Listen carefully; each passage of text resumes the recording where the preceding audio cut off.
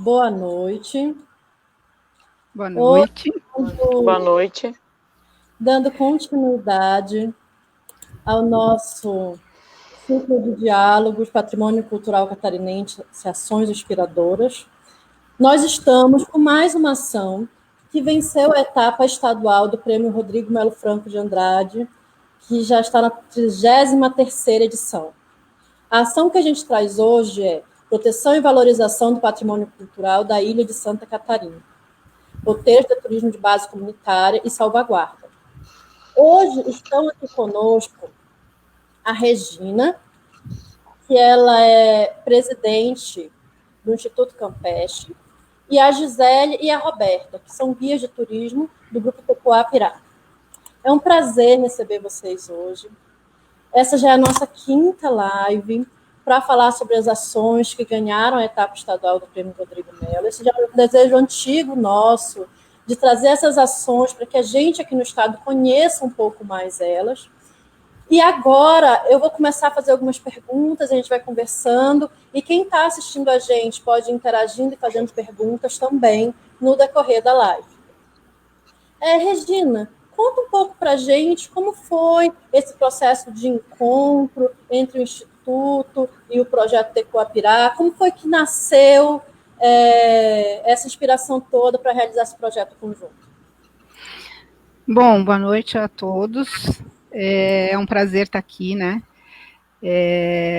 Os patrimônios são feitos, construídos, edificados por pessoas, né? E é importante, a importância do IFAM Santa Catarina está colocando as pessoas para falarem sobre os seus patrimônios, sobre os patrimônios, né? Então, isso é muito importante. Eu quero agradecer esse espaço e quero dizer assim que o encontro do Tecoá, do Instituto com o Tecoá, se deu no momento em que o Tecoá entregou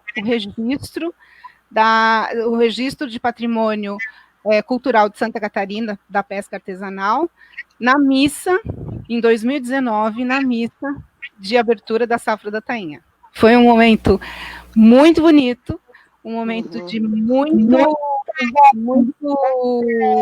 muita emoção, né?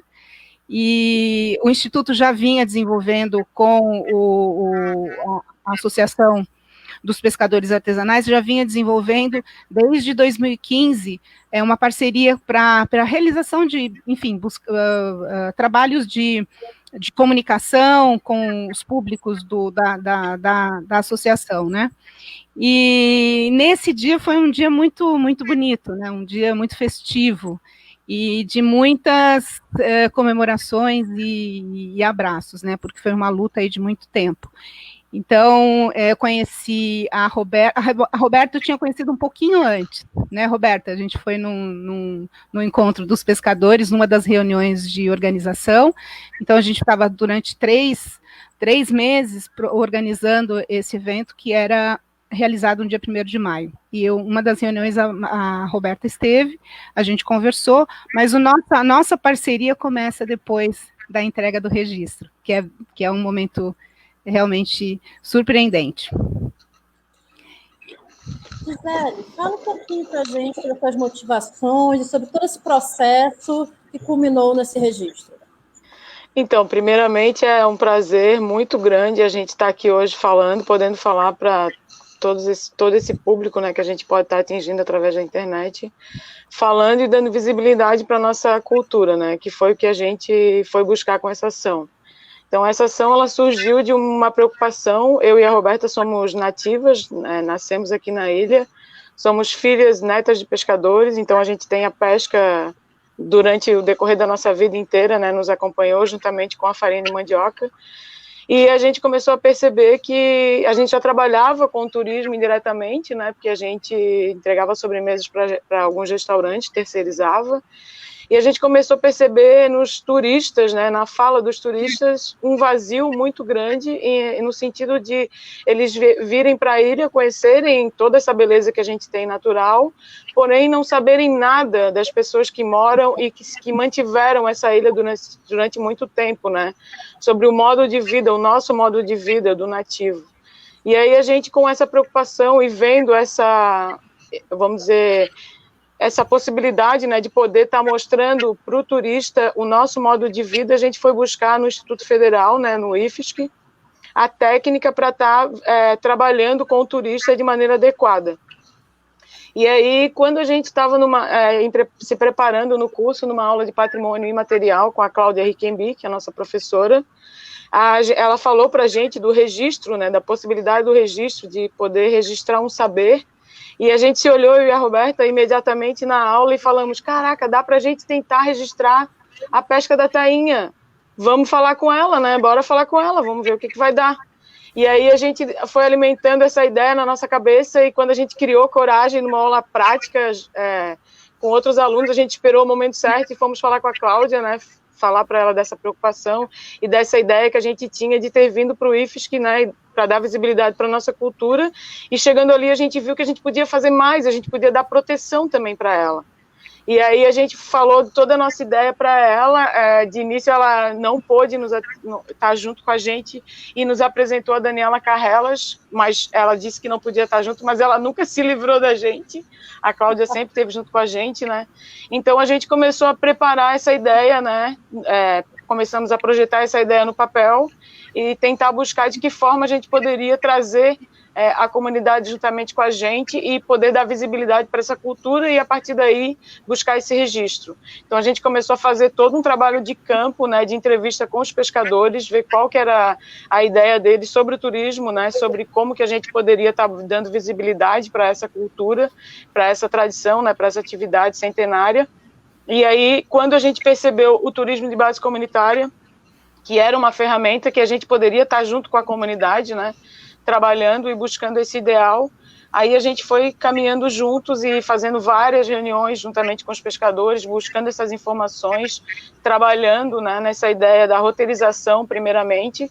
Aí fizemos alguns roteiros pedagógicos com criança, com visitantes, né, para estar incentivando, né, eles estarem junto mais com a gente nessa comunidade, porque a gente tinha já os pescadores junto, né, que eles integram essa atividade e todos os anos eles se preparam para isso. Mas a gente queria mais, a gente queria o morador local, a gente queria motivar a pessoa que vinha, que chega na ilha, que não conhece essa atividade. Então, a partir daí, a gente começou todo um processo, né, de identificação, de registro das canoas, dos ranchos de canoa, né, que são tudo esse centenário, canoas ali que a gente tem, que é a canoa do seu rancho do seu Getúlio, é uma das canoas mais antigas, são mais de 100 anos. Começamos a fazer todo esse registro, toda essa busca para estar fazendo a solicitação na Fundação Catarinense de Cultura em 2018.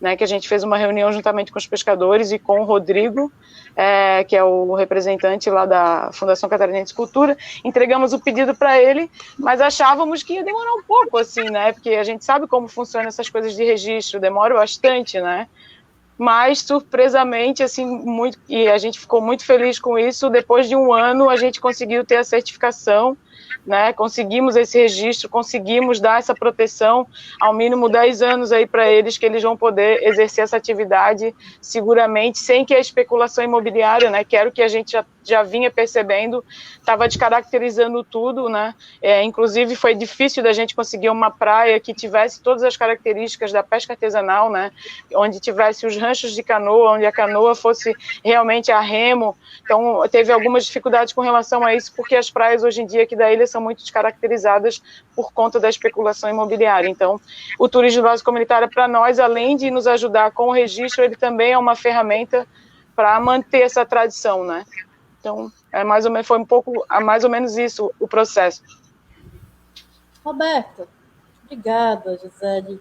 A Gisele deu já um panorama bem interessante para a gente se aproximando um pouco mais da temática que a gente está trabalhando hoje, para já ir começando a surgir bastante perguntas aí que vocês que estão nos assistindo. Roberta, fala um pouco para a gente sobre as aproximações dos princípios e objetivos do campo do turismo de base comunitária e do patrimônio cultural. Então, boa noite a todos, pessoal. Através da comunidade do Campestre, né, da pesca artesanal da tainha, a gente vem... fecha o microfone. a gente vem trabalhando junto com a comunidade o turismo de base comunitária, né? Como a Gisele falou, a gente viu no turismo de base comunitária uma ferramenta e um modo de turismo para o local ideal, né? Porque Floripa só turismo de massa, né? Na temporada, e a gente viu que na temporada a gente conseguiria trabalhar e, né, aos pouquinhos, né, a gente vem trabalhando, tentando buscar uma política pública junto agora, né, em 2020, com uma rede de turismo de base comunitária na ilha, né, que são outras ações também. A gente vem fazendo essa realização de dar visibilidade à cultura local. Então, o turismo de base comunitária ele é uma ferramenta. E o patrimônio imaterial é uma proteção do modo de vida, né, dessa tradição, né?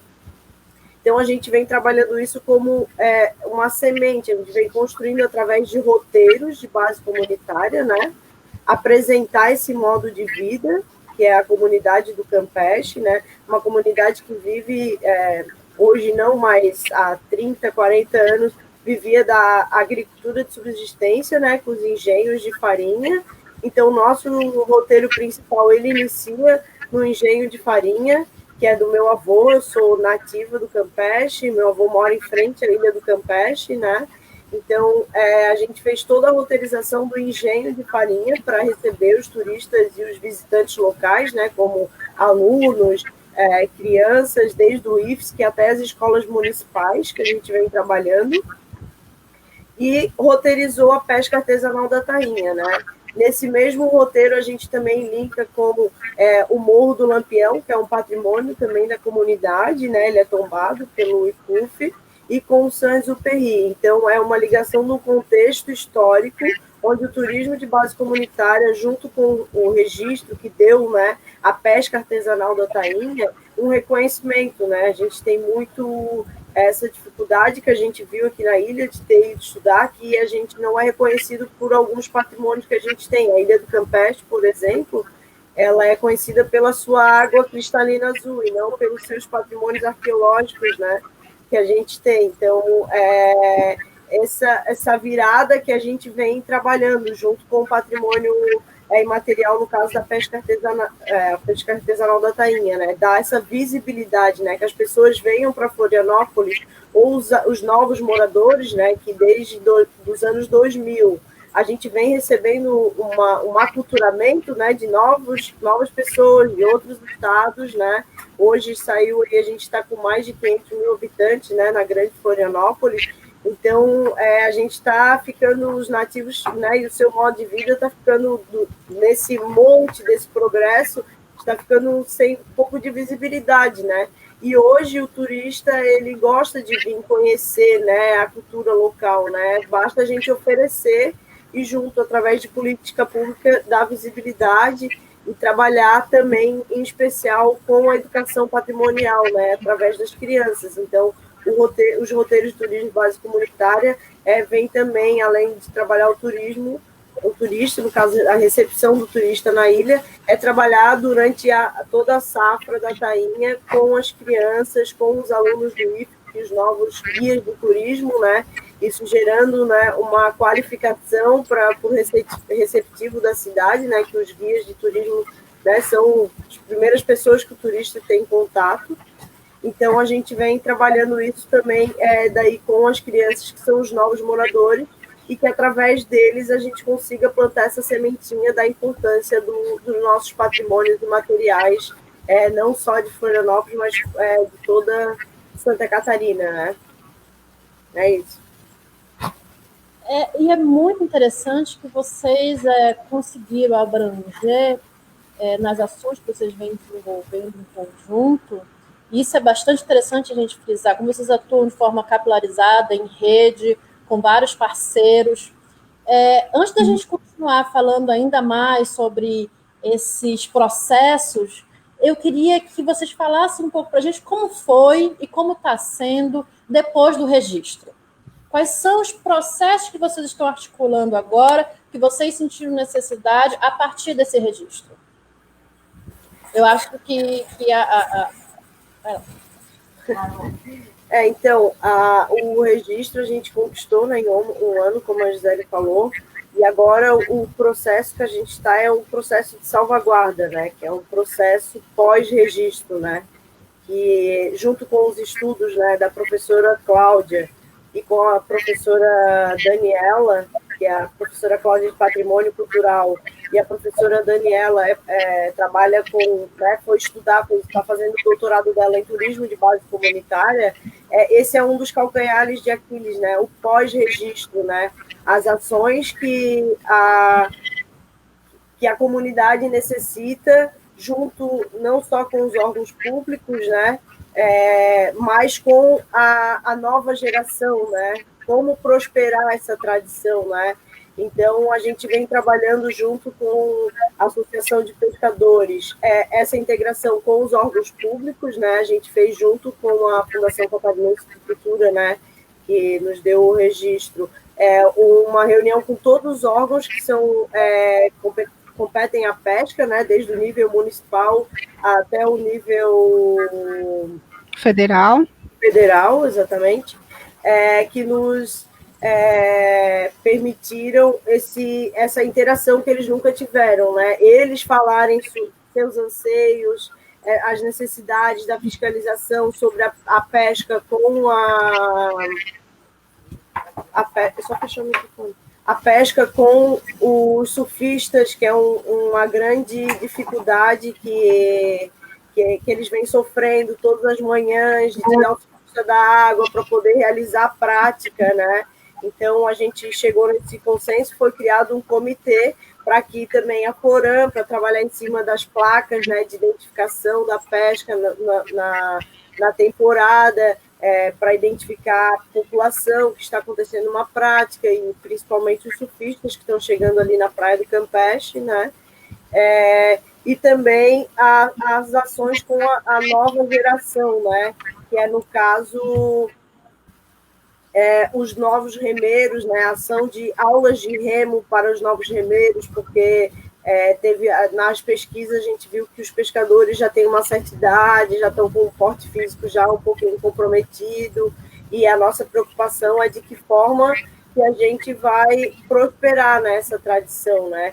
Então, a gente vem trabalhando junto com a Associação de Pescadores também, produzir mais cursos, né? Já foram realizados 3, que se iniciou pelo seu Getúlio, pelo Ney também, que é um líder comunitário, um patrão de canoa, e o último foi feito pelo patrão de canoa Milton, do rancho do Chico Doca, né, que são 4 ranchos que compõem essa prática ali na Praia do Campeche. Então, a gente vem trabalhando nessa ação, que a gente achou que ia ser mais fácil, mas é uma situação que a gente vem passando um pouquinho de dificuldade para manter essa prática assim, sem estresse, vamos dizer, né?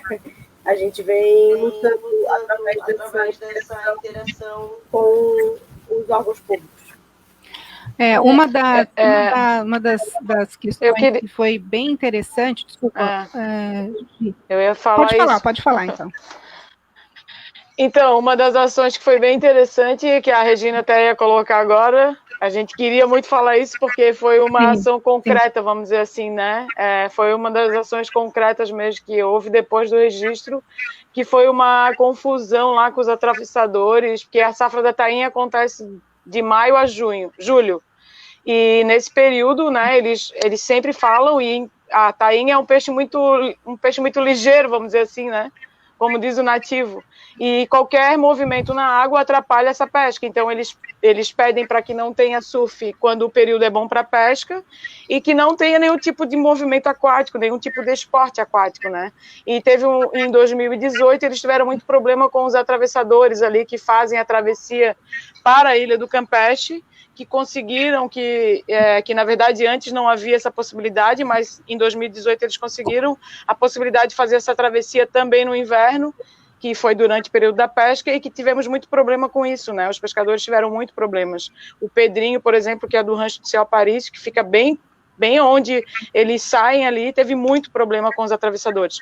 E aí a gente conseguiu, numa reunião, reverter esse quadro, né? Numa reunião, juntamente com o Ministério Público e com a Associação de Pescadores e a Associação dos Atravessadores, conseguimos reverter esse quadro, e aí, no caso de 2019, não tínhamos esse problema, né? Vamos dizer assim.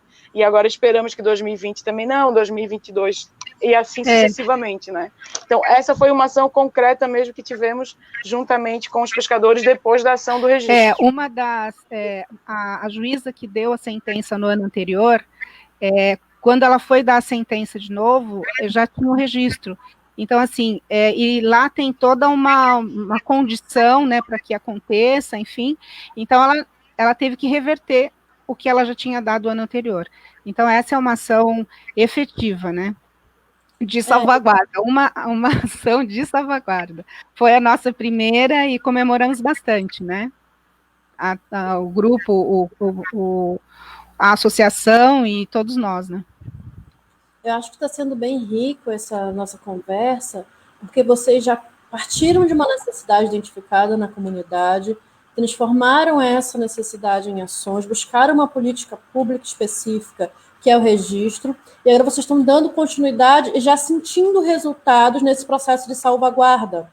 E aí o projeto TEQUA já assim agrega com o Instituto.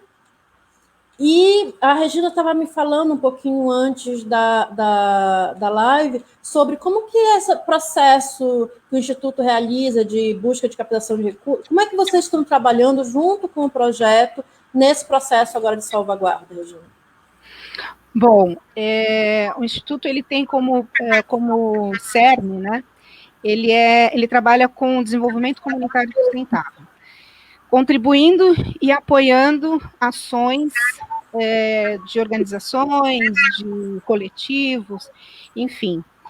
E todos esses que estejam alinhados com esse nosso propósito, né, que é trabalhar com o desenvolvimento sustentável, comunitário. Então, quando o TEQUA veio, já é uma prática dentro do Instituto, buscar verbas, buscar formas de comunicação. Na realidade, a gente não trabalha com captação de recursos, a gente trabalha com divulgação dos eventos, das ações, e busca os melhores caminhos para que essas ações aconteçam. Né? Então, no caso do TEQUA com o Instituto, a gente tem trabalhado com editais. Então, primeiro edital que a gente trabalhou junto foi o edital do Anderli 2019, que resultou no livro que a gente vai lançar agora dia 26. Nós estamos concorrendo aqui, né, no prêmio, e temos mais um edital Anderli também, que é um processo também de continuidade, que é a cartografia social, que também é um processo que a gente está trabalhando para os outros editais. Então, em cada situação, o Instituto tem uma ação, né, com os pescadores, né, durante o período que a gente trabalha para a captação, a gente capta recursos mesmo dentro da comunidade. Então, a gente organizou toda a parte de estruturação de comunicação dos pescadores para eles buscarem dinheiro na comunidade, para a gente realizar a missa, que tem custos ali. Nós temos bastante apoio, mas nós temos alguns custos. Então, a gente tem uma estratégia para cada ação que trabalha junto com a gente. Junto do Conselho Local de Saúde, a gente tem uma outra estratégia. Junto com as artesãs, a gente tem uma outra estratégia. Né? Tem as artesãs da arte campestre também que fazem parte. Então, para cada ação, a gente estuda a melhor estratégia a seguir. Né? Então, isso tem dado resultados. Com a associação, a gente teve um grande trabalho de divulgação, um grande trabalho de construção de uma imagem, né? E aí a gente fez outdoor fez um grande trabalho de divulgação mesmo, né? Com o TEQUA, a gente tem trabalhado no fortalecimento. né? Então, assim, estamos estruturando todas as ações, né? Nós temos reuniões semanais e trabalhamos e estruturamos cada ação de forma a conseguir os canais, né? de comunicação e, consequentemente, de captação. Então, é essa a nossa parceria aqui. Legal, legal. Muito interessante como que vocês estão atentos para cada etapa, para não estagnar só num resultado, entre aspas, que já foi muito grande, de ter conseguido caminhar até o processo de registro, né?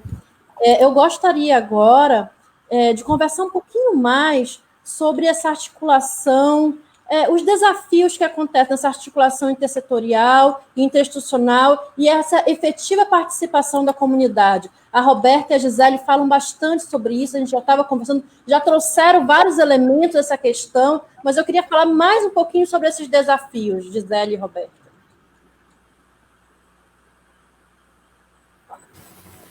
Então, o desafio, assim, primeiro momento do projeto, né?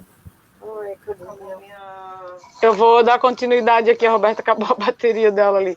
Então, um dos grandes desafios, vou falar dos desafios primeiro, um dos grandes desafios que a gente percebe não só na nossa comunidade aqui, né, mas em outros locais também, como Bombinhas, que já foi um local que foi também registrado, né, inclusive agora eu acho que eles estão tentando já a nível nacional, juntamente com o IFAM, né, é o surf. A atividade do surf é uma atividade que é bem complicada com relação à pesca da tainha, né? Justamente na época da pesca da tainha. A gente tem bastante conflito com relação a isso e a gente percebe que ainda não temos muita força com relação a algum tipo de articulação para que isso realmente acabe, né? Porque, por exemplo, Bombinhas, aqui a gente não tem sistema de placas, a gente trabalha com sistema de bandeiras, né?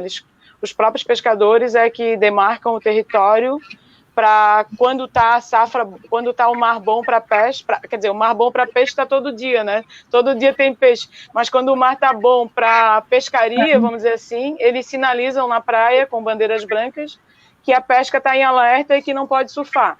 Esse ano a gente teve alguns problemas ali, mas foi mais respeitado do que desrespeito. Quer dizer, esse ano que passou agora, né?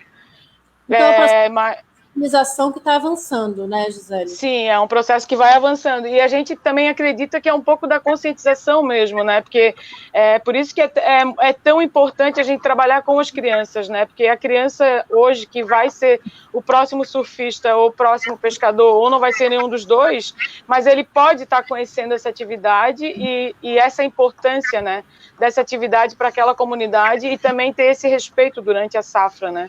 Então, um dos nossos desafios é o surf e também a falta de articulação entre os próprios órgãos responsáveis, né, pela proteção da pesca artesanal e outros órgãos que são responsáveis por meio ambiente e tudo mais, que trabalham em conjuntos, que a gente vê que eles próprios não se comunicam, vamos dizer assim, né? Um fato esse fato que aconteceu com os atravessadores foi isso, né? Foi uma falta de comunicação, porque já existia o registro, já existia essa prescrição, né, para que a pesca pudesse acontecer, mas até então o Ministério Público, por exemplo, não tinha ciência, né, disso. Então, existe essa falta de comunicação, né, até mesmo por parte dos próprios pescadores, né? Então, essa é uma das grandes dificuldades. A Rô quer falar um pouquinho, Rô? O microfone, gente. Tá. Então, a gente também tem dificuldade tinha, né, uma dificuldade nos ranchos de canoa sobre as reformas, né, a possibilidade de ter banheiro. Através do registro, a gente conseguiu que eles tivessem essa possibilidade, mas quando chega nos órgãos públicos, né, é barrado, eles têm algum tipo de situação que não é permitido, né? Então, a gente vem trabalhando isso, que não é uma situação muito fácil, que é o momento que a gente está trabalhando agora com eles, essa interação. um exemplo disso é que o registro dá acesso às madeiras presas, no caso, né, para que sejam utilizadas, apreendidas, para que sejam utilizadas nas reformas, né, de canoa ou de remo, que são específicas, né, que não podem mais ser cortadas, né. Então, essa é uma dificuldade também que a gente vem tendo, né, o acesso a essas madeiras, no caso, com o registro nos dá a possibilidade, mas quando chega na burocracia, a gente também tem acesso tem dificuldade de estar realizando. E também o incentivo, né, que a gente quer muito divulgar isso, e a dificuldade que a gente tem através no nosso aqui com o município, né, de ele estar dando uma assessoria no sentido de incentivo, né, até para os pescadores, né, que eles têm dificuldade muito de uma reforma de um rancho para manter a tradição, né, querendo ou não, ela tem um custo alto, né, uma rede ela tem um custo alto. Então, a gente vem também tendo essa dificuldade em incentivos, né, para os pescadores, quanto para o turismo de base comunitária também está sendo realizado junto para a comunidade, para as escolas, enfim. É isso. Vocês comentaram comigo que vocês visualizam o turismo de base comunitária como um veículo de afirmação da cultura através da representação da pesca artesanal. Eu queria que vocês falassem um pouquinho mais sobre esse olhar que vocês lançaram. Pode falar, Gil.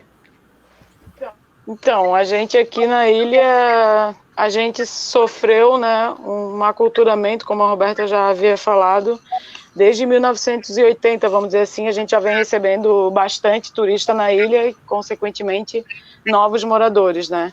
Então, a gente começou a perceber que realmente estava muito descaracterizado, né, tudo, e inclusive essas tradições, e a gente viu, né, no turismo de base comunitária uma possibilidade de manter viva aquela tradição, fazer com que aquilo realmente possa ter um recurso para continuar acontecendo, e também para que aquele território seja mantido, né, assim como os índios fizeram, né, durante todo esse período que conservaram essa floresta linda que hoje a gente tem. Essas comunidades tradicionais, elas precisam dessas ferramentas para se manterem vivas, porque a gente aqui, os nativos, desde 1980, como eu já falei antes, a gente vem sendo espremido, né, de todas as formas, por todos os tipos de especulações imobiliárias que nada pensam na comunidade, pelo contrário, né, como diz o professor Hugo, que faz parte desse projeto, inclusive foi essencial para toda essa junção de documentos, né, que a gente tem no livro. Ele sempre fala que o pessoal chegava na ilha, só tinha os nativos, né, vamos dizer assim, eram os nativos que faziam toda essa... hospedavam o pessoal de fora, né, recebia, atendia da melhor maneira possível, com toda a gentileza, e a pessoa, quando conseguia se estabilizar aqui na ilha, comprava um terreno, e a primeira coisa que ela fazia era um muro de 4 metros de altura e botava 4 cachorros, né, na casa, e o vizinho já esquecia. Então, quer dizer, a nossa cultura foi totalmente sendo descaracterizada. A gente costuma até dizer que a nossa cultura a ilha sofreu uma especulação muito forte, foi devastada por um grande período, né? Hoje que a gente tem algumas unidades de conservação que mantém as nossas florestas vivas, e a partir daí é que a gente começou a ter essa preocupação, né? Vendo tudo isso e percebendo que o turismo de base comunitária era uma ferramenta para manter uma atividade que é centenária viva, né? Então, é nessa parte que a gente pensa que o turismo de base comunitária é uma ferramenta também. Eu não sei se a Roberta quer complementar. Eu gostaria que vocês comentassem um pouquinho, já pegando esse gancho que você traz, sobre as lideranças locais nesses processos realizados. A Regina fez alguns comentários bem interessantes, ainda há pouco, antes da gente entrar na live, a Roberta, a Gi também. Eu queria que vocês falassem um pouco desses papéis das lideranças nesses processos, que vocês são facilitadoras, animam, chamam para junto. Quais outras lideranças, de antes ou de agora, a gente poderia falar? Eu gostaria sempre, e falo sempre do senhor Getúlio, né?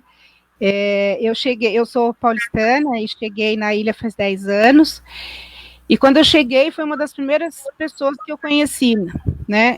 Eu vi o trabalho maravilhoso que ele tinha de patrimônio mesmo, imaterial, e assim como as rendeiras também, e aí conheci o seu Getúlio. E em 2015, eu comecei a fazer, de 2010 a 2015, eu comecei a desenvolver projetos comunitários em outras áreas. Em 2015, eu fui convidada pelo seu Getúlio para trabalhar na missa, né? Então, mas o seu Getúlio, ele era um líder nato, ele liderava os pescadores, ele liderava a comunidade, ele não deixava esquecerem que ele era um pescador, antes de tudo, mas era um músico, era um filósofo, eu gostava muito de conversar com ele era um pedagogo, e ele, além de tudo, ele era um ótimo contador de histórias, né? Ele tinha assim, uma pausa dramática para as reflexões, e era muito bonito de vê-lo, sabe, falando, e ele falava da pesca, ele era de uma bondade. A Márcia Tiburi escreveu um livro que um dos personagens dela, a Márcia Tiburi, que é uma filósofa, ela escreveu um dos personagens, um livro dela, falando sobre a pesca, mas ela não conhecia nada da pesca. Então, o seu Getúlio passou uma manhã inteira com ela, falando sobre a pesca artesanal, sobre a pesca, como é que era isso, e ela fez um livro. Eu tenho esse livro aqui. Então, assim, ele era de uma generosidade, e ele falava numa linguagem que trabalhava também, né? Mas nós éramos as duas únicas mulheres a trabalhar com esses homens todos nessa organização do evento. Mas seu Getúlio falava sobre ele empoderava os pescadores, ele falava da importância dessa continuidade, ele falava sobre a importância de manter viva essa cultura, né? E ele lutava diariamente com isso. Então, os embates que ele tinha, que eu até mencionei, ele tinha os embates que ele saía da casa dele de madrugada, ia para algum lugar, para outro lugar, ia com os pescadores, juntava os pescadores, não resolver as questões com surfistas. Então, ele era um líder nato. E ele contou a história, ele escreveu um livro sobre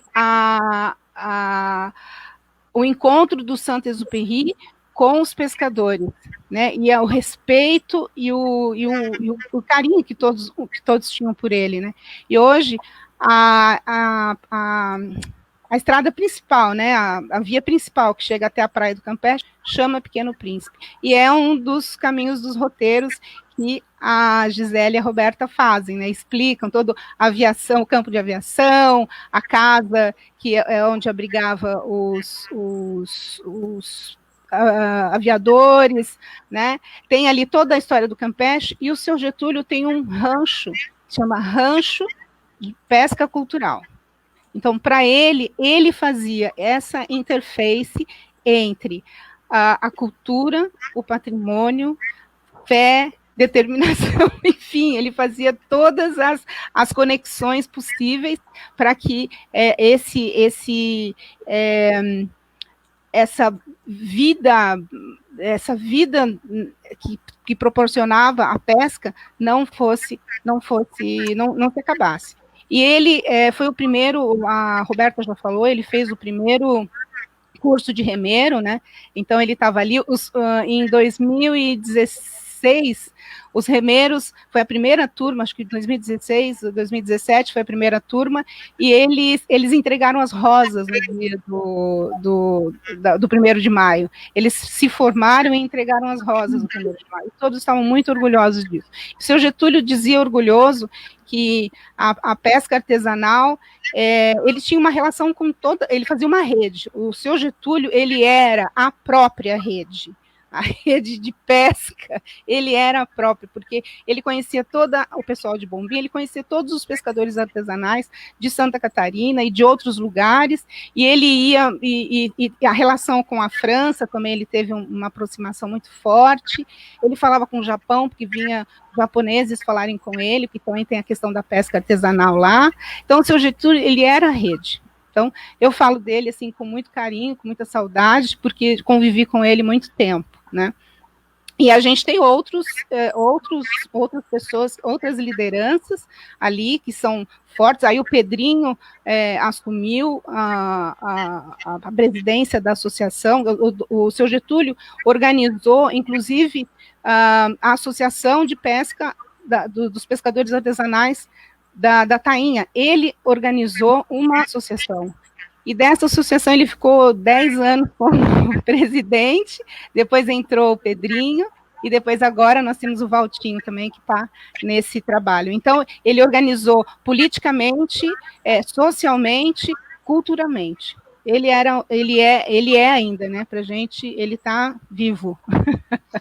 Eu vou só fazendo um adendo aqui, a Associação de Pescadores ela é de 1998. Sim.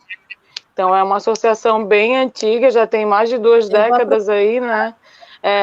Brigando por essa atividade vou aproveitar o gancho e vou convidar o seu Valtinho. Fala um pouco para a gente. Boa noite. Boa noite. Como que o senhor visualiza o processo? Fala um pouco para a gente sobre a pesca. A Regina trouxe o gancho, a gente chega até o senhor. Como que o senhor, tendo essa vivência da pesca, o que o senhor compartilha com a gente agora? Olha, eu já acompanho isso desde pequeno, porque meus avós, meu pai e meus tios também, né, sempre foram pescadores e eu era pequeno também.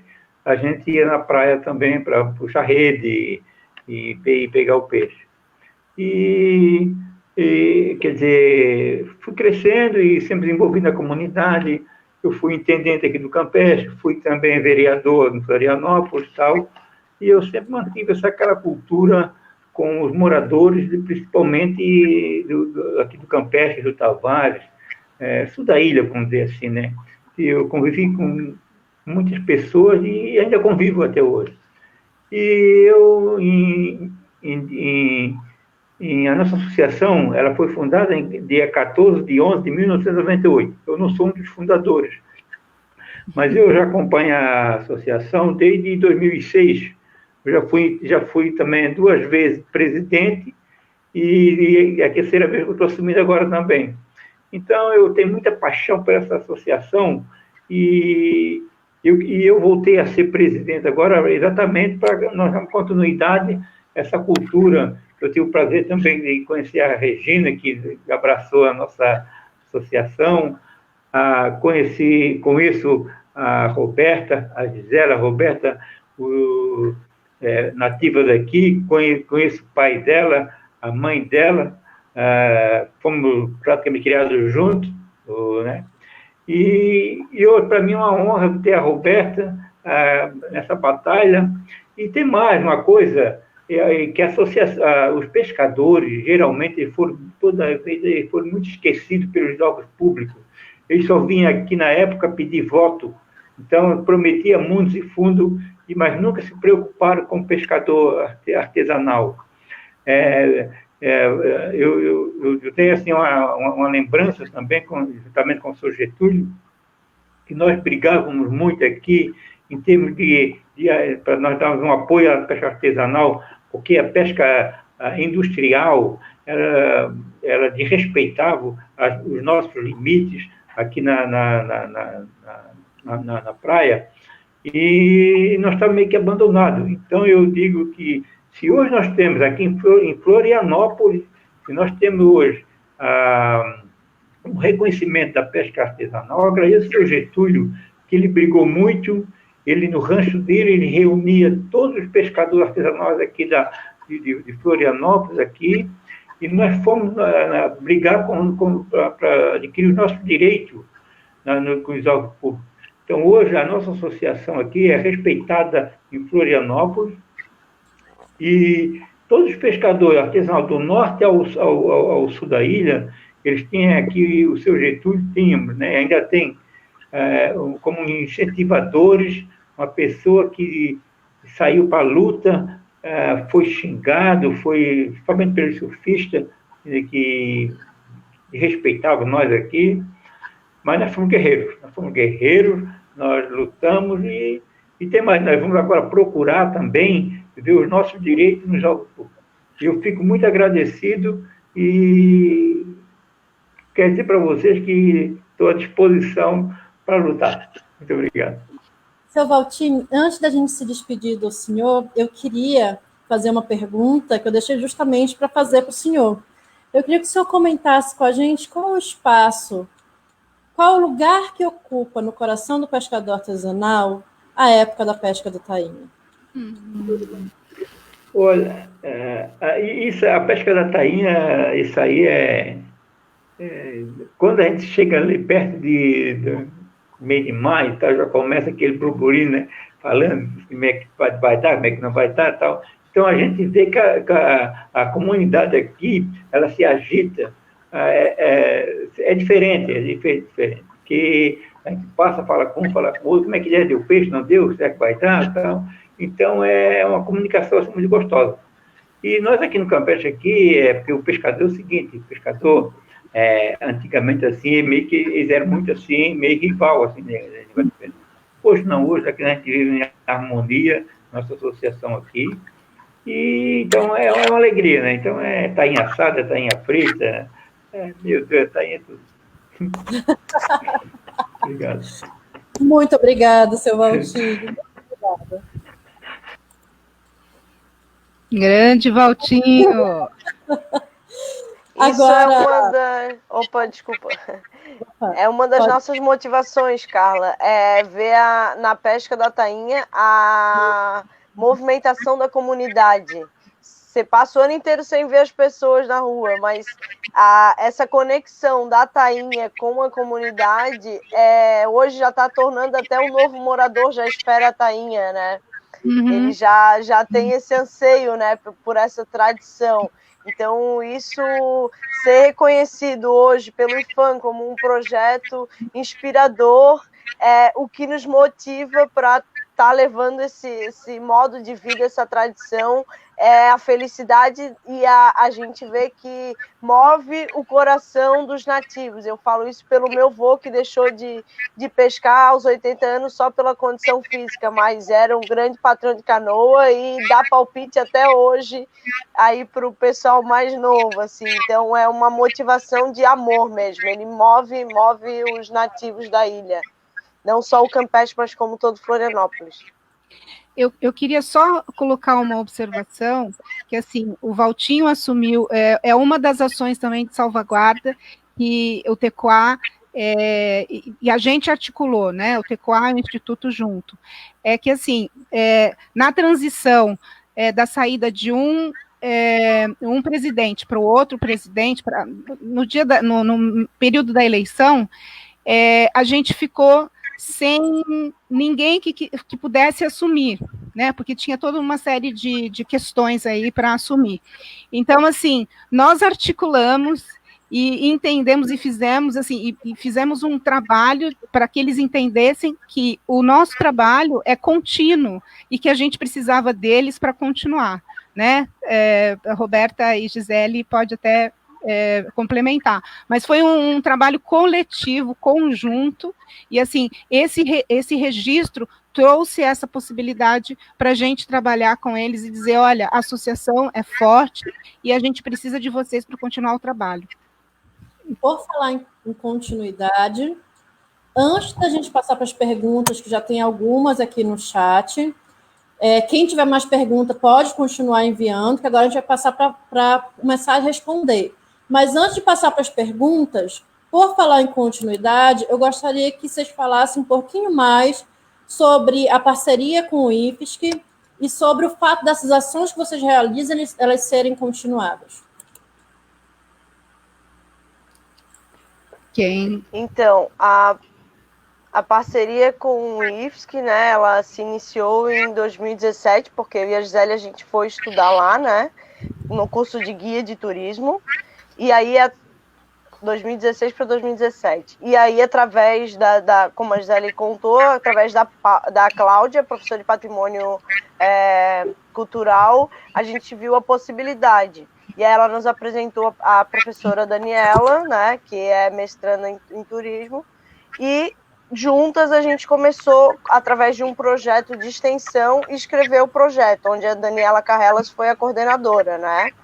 Então, a gente escreveu o projeto e em 2018, a gente, junto com a Cláudia aí na coordenação e a Fátima Teixeira, a gente veio fazer o projeto de pesquisa e extensão, que foi a hora que o IFSC chegou junto, através de nós, na comunidade, né?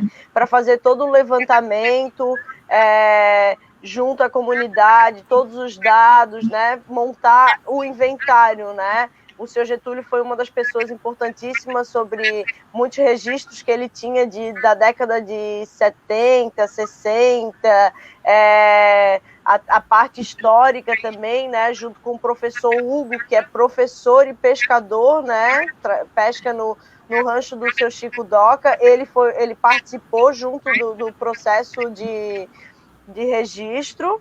Então, com todo o processo histórico que ele tinha, ele fez um livro também falando do Campeche, então ele tinha dos lugares de memória, né? Também. Então, essas pessoas, junto com o IFSC, que foi a coordenação até o momento de 2019, onde foi feito o pedido, 2018 feito o pedido e 2019 entregue o registro, né? Hoje a gente tem, elas escolheram, né, continuar com o Tecoapirá e escolheram nossa luta, que é o patrimônio imaterial. A Cláudia está fazendo doutorado em patrimônio imaterial, né, junto, né, a relação com o turismo de base comunitária, e a professora Daniela também está em Portugal fazendo doutorado, estudando o turismo de base comunitária, para elas, né, junto com o projeto Tecoapirá, né, hoje o projeto também é um filho delas, a gente brinca, né, delas falam que não, nós somos madrinhas, é filho de vocês.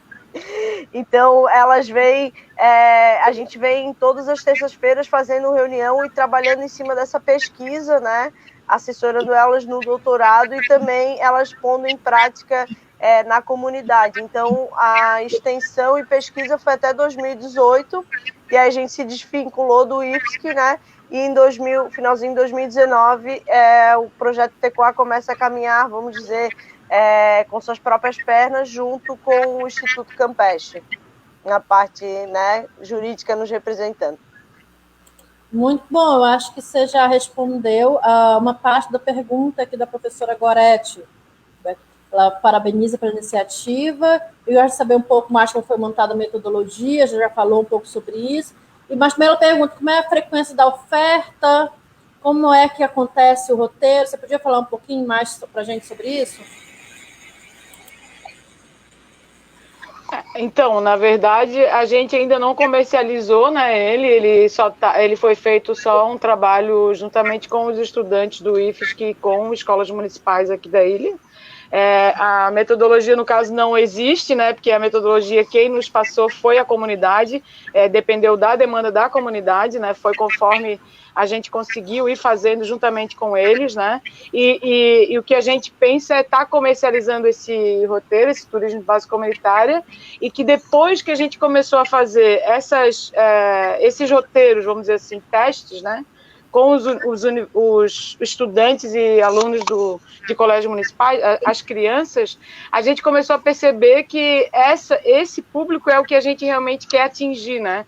Que são as crianças, as sementinhas que a gente quer deixar para as próximas gerações. Eu costumo sempre contar duas histórias que aconteceram no turismo com criança, né? Nessa visitação com criança, que é muito motivadora para nós, que uma delas foi com uma menina deve ter uns 7 anos de idade, que a gente... O roteiro se inicia dentro de um engenho de farinha, né? Tem 2 roteiros. Um se inicia dentro do engenho de farinha, a gente conta toda a história da farinhada, e depois leva até o rancho de pesca, né? E aí, nesse dia, a gente mostrou, falou da farinhada e apresentamos a farinha de mandioca produzida aqui pelo pessoal daqui mesmo, né? A menina ficou comendo farinha de mandioca o roteiro inteiro. 3 horas de roteiro, ela ficou com o potinho e comendo a farinha como se fosse um salgadinho, assim, né? Falou que nunca tinha experimentado, que a mãe nunca tinha oferecido para ela, era nativa, mas a família não. Então, assim, foi muito gratificante. E uma outra situação que a gente presenciou também foi também com crianças, o menino, quando viu o cerco, né, acontecendo na praia, todo mundo puxando peixe, ele pegou uma tainha daquela cheia de areia, enfiou dentro da mochila, falou que queria levar embora. Então, quando a gente começou a trabalhar com as crianças, é que a gente percebeu que esse era realmente o propósito do projeto, né? Era passar essas informações para essas crianças, porque uma criança educa muito mais adultos do que nós adultos, né? Através das falas deles e da própria proteção que eles querem fazer. Então, para nós, o turismo pedagógico feito com criança é, para nós, a sementinha que vai alimentar essa tradição durante alguns anos aí. E é uma convergência muito interessante que vocês conseguiram visualizar, né? Você fazer uma aproximação do turismo pedagógico, do turismo de base comunitária, e olha, vocês realmente têm um olhar que constrói de uma forma muito rica, e aí vocês também conseguem aproximar várias referências culturais aqui da nossa cidade, do nosso estado, né? E aí você começa no engenho de farinha, você vai para o rancho, a criança ela consegue ter uma vivência de várias partes do patrimônio cultural aqui de Florianópolis. Sim, o que é interessante também é que no roteiro a gente também faz um link com a passagem de Saint-Exupéry aqui pela ilha, né? Principalmente ali pelo Campeche, a gente teve ali, vamos dizer, o nosso primeiro aeroporto, né? Ali no Campeche tem o campo de aviação, tem o Morro do Lampião, então a gente linka tudo isso, né? Fala principalmente para as crianças, eu tenho um aviãozinho aqui de madeira que eu nem deixei aqui para mostrar para vocês, mas a gente transforma, a gente materializa, né? Vamos dizer assim, o nosso roteiro, a gente acende um lampião para mostrar para a criança como que era feita a sinalização naquela época para os aviadores pousarem aqui na ilha. A Roberta está mostrando ali o aviãozinho e o lampião. Então, a gente também trabalha de maneira lúdica para envolver, né, a criança no roteiro e transmitir essa informação para o adulto, né, para os pais e para os familiares. Né? A gente tem mais uma pergunta aqui. O Wellington pergunta se tem algum trabalho junto às escolas de surf, por exemplo, que a gente viu que é um grande desafio, ainda que está melhorando, pelo que eu percebi, essa aproximação e essa sensibilização. Vocês já pensaram ou tem algum trabalho junto às escolas de surf? Com as escolas de surf, a gente não tem, né, ainda esse contato, mas a gente vem tentando se aproximar da associação de surf, né? Porque eles que organizam campeonato, né, de surf com crianças também. Então a gente vem, um pouquinho difícil esse contato, mas a gente vem fazendo esse acesso com a associação de surf. É uma boa ideia fazer isso também, esse link futuramente com o surf, porque o surf, né, faz 40 anos que está na ilha, chegou na década de 80, então ele já faz parte também da cultura, né, local, a gente não pode dizer que não, mas ele faz parte de uma cultura também. Então a gente quer trabalhar isso, e uma boa ideia é estar junto com as escolas de surf também. São empresas no caso, né? Mas por isso que a gente pensou no primeiro momento a associação de surf, que já vem fazendo um trabalho junto com os meninos ali da comunidade, junto com as meninas, fazendo os campeonatos de surf para os jovens. A gente tem mais uma pergunta. O Léo pergunta: a valorização da história é uma das formas de garantir a identidade de uma comunidade? Sim! Com certeza. É a nossa identidade cultural. Sim, sim.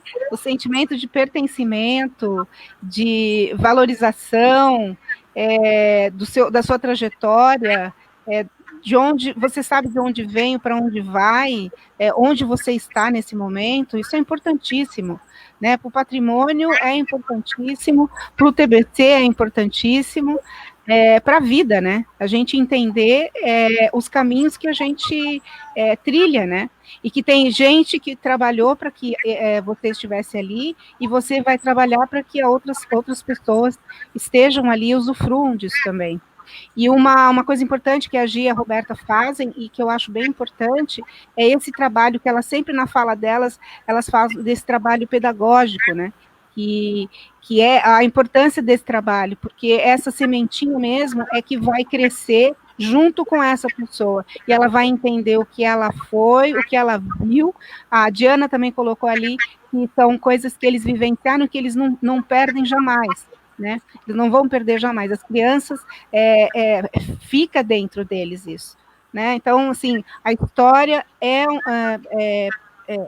a questão é você saber, e esse trabalho que elas fazem é de contar uma história que é a história da comunidade. E grande parte das crianças que estudam ali fazem parte da comunidade, são da comunidade. Então elas vão vivenciar o que o tio, o avô, o pai vivenciou. Então a história é maravilhoso. Esse trabalho é maravilhoso. Parabéns. Eu sempre falo para as duas que eu sou fã das duas, porque realmente é um trabalho maravilhoso. O Emílio pergunta, primeiro parabeniza pelo projeto, ele pergunta se limita ao Campeche ou se estende para outras comunidades da ilha. É um sonho, obrigada, Emílio. Então, o projeto Tecoapirá, ele está dentro da comunidade Tecoá, né? Então, Tecoapirá, que é o nome do projeto, significa vida em aldeia, né? Tecoá, vida em aldeia, e pirá, peixe, né? Isso a gente foi em gratidão aos índios que nos deixaram essa tradição, né? A gente foi até a aldeia Umbi-Guarani, Umbiá-Guarani, ali em São Miguel, né, em Biguaçu, e junto deles contamos a história e eles nos deram, né, esse nome de presente, né, e a gente queria fazer essa homenagem aos índios, né, que aqui passaram. Então, a comunidade Tecoá tem o projeto Tecoapirá, que é referente à pesca artesanal, e tem também o Tecoataguá, que é na comunidade José Mendes, que daí é um trabalho de educação ambiental na Ilhas das Vinhas, e também com a cultura afro, né? Cultura afro no centro da cidade, e também sobre os... me ajuda aí, Regina. Cerâmica. Sobre as cerâmicas, sobre as cerâmicas, e sobre o que eu esqueci, os terrenos de Umbanda também, né, sobre a religião afro aqui dentro da ilha. Mas o Tecoapirá, ele a princípio está somente no Campeche, né? É um sonho, como a gente vem dizendo, é um trabalho voluntário, né? A gente participou do IFES, que quando estava lá dentro a gente teve só uma bolsa, né, de estudo, mas esse trabalho ele é totalmente voluntário por parte minha e da Gisele, né? Somos as guias, e as professoras que são funcionárias do IFSC, né, que nos auxiliaram no processo de extensão, né, e pesquisa. Então, essa falta de incentivo nos limita um pouco, mas o sonho aí é para estender para a Costa da Lagoa também, que é um caminho histórico, que tem um modo de vida ali, tem a Casa da Dona Loquinha, né, que é um patrimônio da comunidade, tem o engenho de farinha. Então, a gente também tem interesse assim, em buscar também outras comunidades pesqueiras, como o Pântano do Sul, como a Lagoinha do Norte. Então, expandir para Florianópolis. Assim, vamos dizer que a gente tem um modelo de turismo de base comunitária, e que a gente acha que esse modelo é o ideal para o turismo, né? Então, que se a gente conseguir expandir ele dentro da ilha, para nós é um sonho, assim, e queremos muito fazer isso. Agora a gente já está se encaminhando para o encerramento. Eu gostaria de saber se Regina, Roberta, Gi, o que vocês querem deixar na despedida, compartilhar. sobre essas ações, esses projetos, esses sonhos que vocês estão construindo juntos. Então, vou falar primeiro que eu vou ser bem rapidinho. Eu queria deixar primeiro que falar que o que é mais gratificante para nós é ouvir o Valtinho aqui junto com a gente, né? Ouvir a Regina falar, quando ela falou com a gente que existia muito menos pescadores antes do registro nas reuniões e que depois do registro até a própria autoestima do pescador melhorou, vamos dizer assim, né? Então, a motivação do nosso trabalho é essa, né? A gente até costuma dizer, entre eu e a Roberta, que a gente deve ter sido enviado algum pedido ancestral, alguma coisa nesse sentido, porque a gente tem uma gratidão muito grande pela ilha, né, por onde a gente nasceu, pelos nossos familiares, que todos vieram dessas atividades, né, da agricultura e da pesca. É sempre emocionante falar isso, mas eu costumo sempre falar e frisar. Então, o que é mais gratificante para a gente é isso, é ver os pescadores unidos, podendo estar exercendo essa atividade sem ter nenhum problema nem com o surfista e nem com qualquer outra coisa que seja, para que essa atividade possa ser, né, dizimada por muitas gerações, como vem vindo, né, a partir dos índios que deixaram esse ensinamento para nós. Então, eu quero deixar aqui minha gratidão por tudo, por esse convite, por ser selecionada e convidar todos a seguir as nossas redes sociais e, pós-pandemia, virem conhecer o nosso projeto, que vai ser muito bom ter todos vocês pessoalmente com a gente ali na Praia do Campeche. Roberta? Para nós, gratidão, a gente pensou que não ia passar nessa final, assim, o Nativo tem um pouquinho autoestima baixa, né, todos esse trabalho que a gente vem fazendo, que não é fácil, ter esse reconhecimento do IFAM, a gente sonhou com o IFAM e sonha com o IFAM também, a nível federal, esse registro, né, mas a gente viu que era bem amplo e que, para o que a gente tinha no momento, a gente, né, optou pela Fundação Catarinense Cultura, pelo Estado de Santa Catarina, né, esse reconhecimento. Então, o IFAM, para a gente, assim, vamos dizer, se o projeto encerrasse hoje, essa visibilidade desse projeto, nós estaríamos muito satisfeitas. Mas, como a gente vem falando, o sonho é grande. A gente, dia 26, está entregando aos pescadores, né, a associação, o livro, né, que para nós é a grande semente, que é escrito todo o processo, né, todo o processo de registro, todo o processo de pesquisa, o contexto histórico da ilha sobre essa tradição, né, esse modo de vida. Então, dia 26, assim, a gente fecha com chave de ouro nessa entrega, né, do livro, do processo. E agradecer a todos, né, que disponibilizaram o seu tempo para conhecer um pouquinho o projeto Tecoapirá e que a gente possa, em breve, estar juntos aí, realizando os roteiros, apresentando a nossa pesca artesanal aí para todos e comendo uma tainha aí com os pescadores. Gratidão a todos. Então eu quero agradecer, assim, olha... o Instituto Campeche, quando ele foi criado, lá em 2001, ele vai fazer 20 anos agora, o ano que vem, ele foi criado com a ideia de organizar, né, de ajudar, de colaborar, de trabalhar colaborativamente e impulsionar as atividades e as vontades e os sonhos, né? Nós temos feito isso ao longo aí de 10 anos, de 3 anos que eu estou à frente, mais de 10 anos de associada aí, de trabalho coletivo. Então, assim, quando eu vejo uma atividade como a missa, uma atividade como o Tecoapirá, que fazem, quando a gente vê que as coisas vão se concretizando e a gente está junto, isso vale todo o trabalho que a gente tem, né? É uma alegria poder trabalhar, compartilhar e fazer acontecer, né? Esse é o nosso trabalho. Então, agradeço o IFAM, né, por esse momento, assim, de falar. Essa é a minha primeira live, estou estreando aqui, então, estava um pouco nervosa, mas eu achei que, assim, o IFAM deixa a gente, assim, essa possibilidade da gente falar, né, sobre aquilo que a gente faz. Agradecer às meninas, né, que a Gi e a Roberta, que tem um trabalho fantástico. Nós estamos aqui hoje nessa live por 2 momentos muito importantes. Um, pela excelência do trabalho que o TECOA faz, né, tendo a Gi e a Roberta aqui como testemunhas, e essa parceria que a gente tem, né? É uma parceria que eu acho que é importante para todos nós, né? Estamos construindo juntos um caminho que é assim que vai fazer história. Obrigada.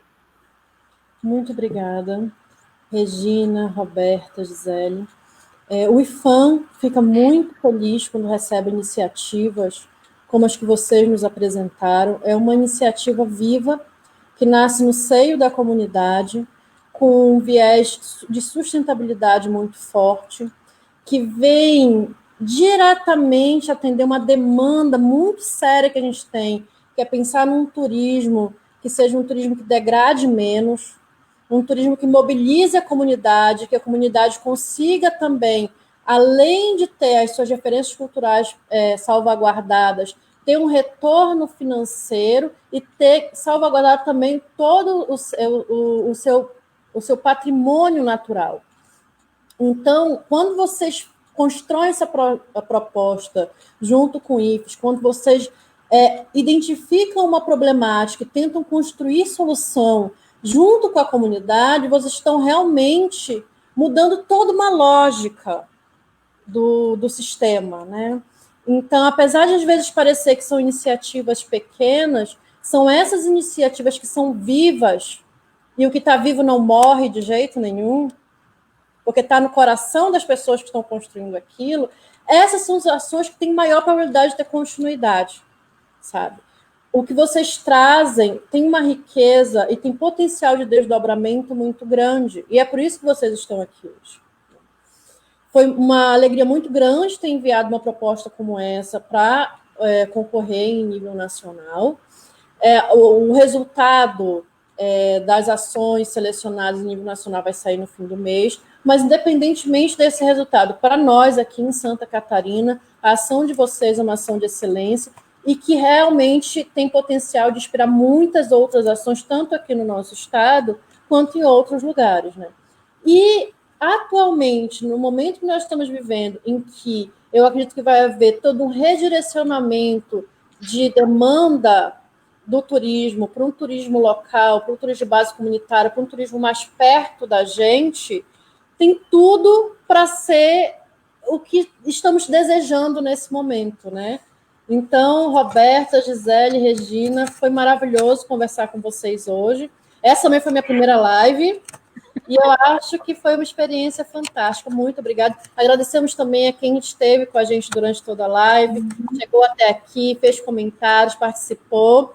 Amanhã temos a última live desse ciclo e mês que vem temos mais ações para compartilhar de outros anos que ganharam na etapa estadual do Prêmio Rodrigo Melo Franco de Andrade. Muito obrigada, gente. Boa noite.